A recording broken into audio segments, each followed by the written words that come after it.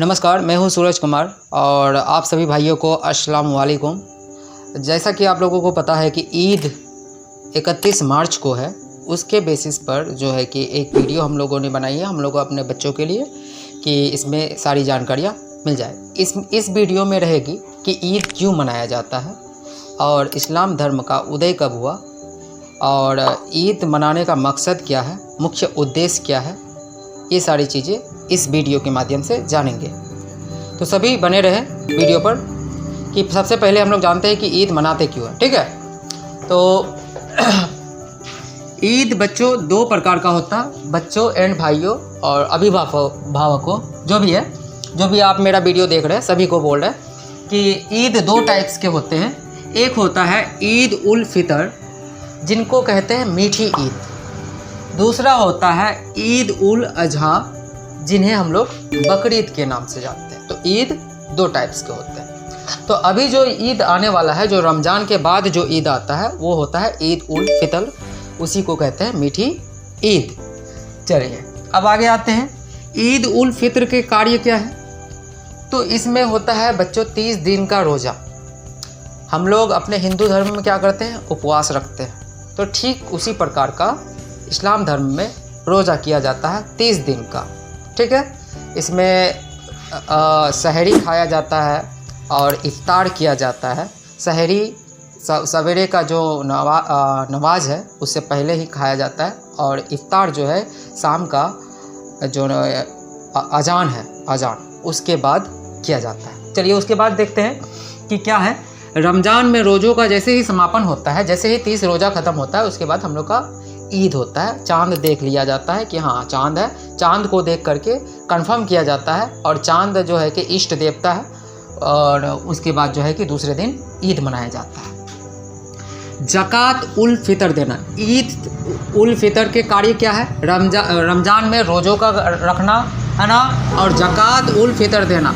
ज़कात उल फितर मीन्स है कि गरीबों को दान देना, जो भी गरीब है, बेसहारा है, उन लोगों का मदद करना। नेक्स्ट, ईद में नमाज अदा करना। सभी जो भी है, जो भी इस्लाम धर्म के है या कोई भी है, हर रोज़ हर कुछ संभव नहीं होता, लेकिन ये महीना इतना पावन महीना है, जिस तरह हम लोगों का सावन महीना है उसी तरह इन लोगों का रमज़ान महीना है। तो रमज़ान महीने में एक पवित्र महीना है, इसमें जो है कि रोज़ा रखा जाता है, अपने आप को पवित्र किया जाता है, 5 वक्त की नमाज अदा की जाती है। चलिए नेक्स्ट क्या है, जब ईद मनाया जाए तो गले मिल करके ईद मुबारक कहते हैं।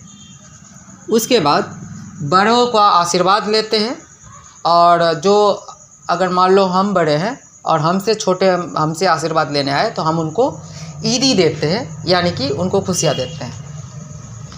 नेक्स्ट देखते हैं, ईद का सांस्कृतिक और सामाजिक महत्व क्या है? सांस्कृतिक और सामाजिक महत्व क्या है? ईद मनाने का मकसद क्या है, उद्देश्य क्या है? तो ईद मनाने का उद्देश्य है कि भाईचारा और एकता। हिंदू मुस्लिम ये सब राजनीतिक बात नहीं होना चाहिए, है ना। यहाँ पे सभी एक जैसे हैं, एक समान है, सभी ह्यूमन हैं, सभी में भाईचारा पनपनी चाहिए। ये एक मकसद है। दूसरा मकसद ये है कि दान और परोपकार करना, गरीबों का दान करना या किसी को भी दान करना, परोपकार करना, पुण्य कमाना, है ना। ये दूसरा मकसद ये है। तीसरा मकसद है खुशियाँ बांटना। खुशियाँ बांटने से खुशियाँ बढ़ती है। उत्सव मनाना एक बहुत बड़ा उत्सव है।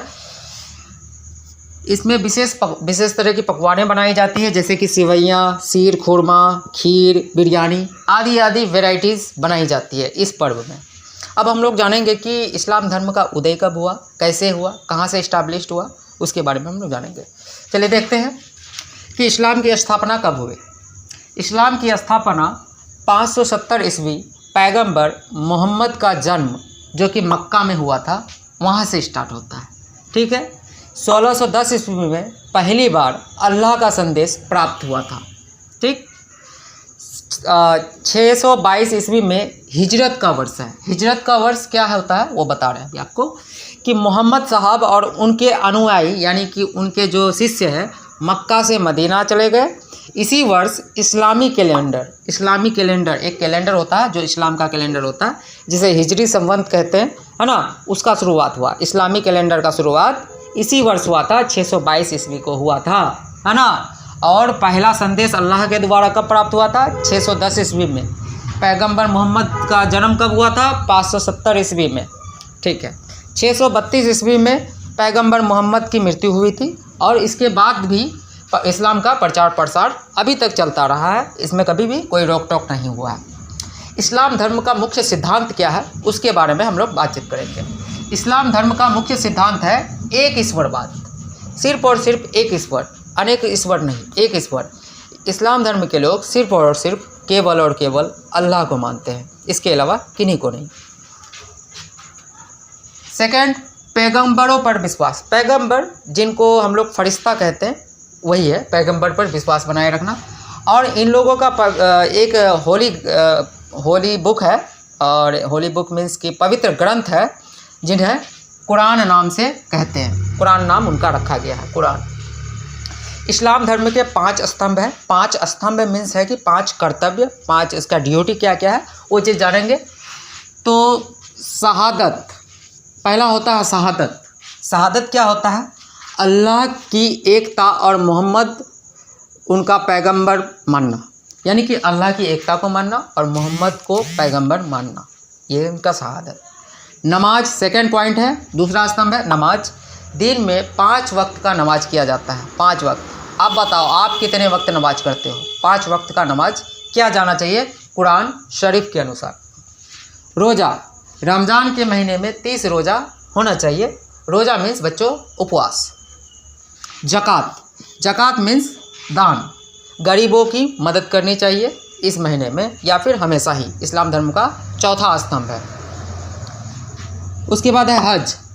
जो भी इस्लामिक धर्म से है, जो भी मुस्लिम समुदाय से आते हैं, उनको जीवन में कम से कम एक बार मक्का मदीना अवश्य हज करने जाना चाहिए अगर संभव हो तो।